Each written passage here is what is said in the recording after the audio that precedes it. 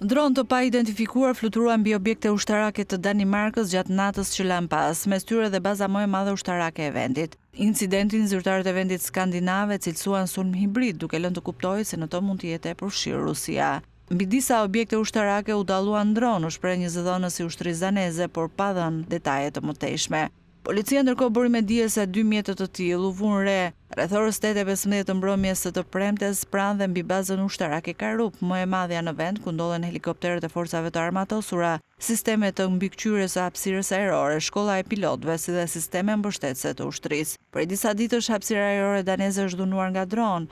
Dhe për këtë, kryeministra e vendit Mette Frederiksen ka fajsuar Rusin. Ekziston një vend kryesor që përbën kërcënim për sigurinë e Europës dhe ai është Rusia, u shpreh Frederiksen. Moska ndërkohë ka mohuar të jetë përfshirë në incidente. Ambasada ruse në Kopenhagen sugjerimet për një përfshirje të tillë cilësoi provokim të orkestruar. Hetuesit kanë dështuar të identifikojnë përgjegjësit, por ministri i mbrojtjes është shprehur se fluturimet e dronëve dukej se ishin vepër e një aktori profesionist.